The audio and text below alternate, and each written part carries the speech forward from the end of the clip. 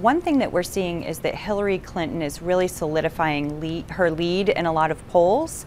And also AP did a delegate count this week that we just got the results of back. And Clinton's way ahead when it comes to locking up influential party leaders and the people who, when they go to the convention, have promised to vote for her. The best that Sanders can hope for is that he really takes off in Iowa and New Hampshire, the first two primary states to vote come February.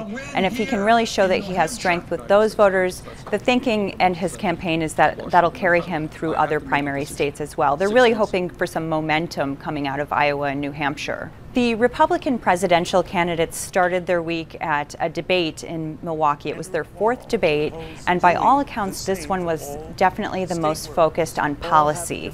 So they had an opportunity to give longer answers to questions.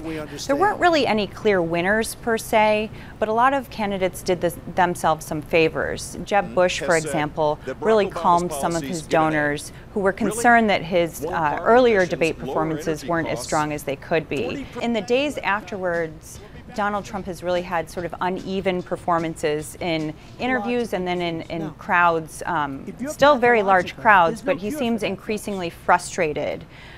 He's especially tangled with Ben Carson, a retired neurosurgeon who, like Trump, sort of is pitching himself as an outsider candidate. The two of them are really starting to tangle in various different interviews and appearances. And then also we're seeing Marco Rubio and Ted Cruz take some shots at each other.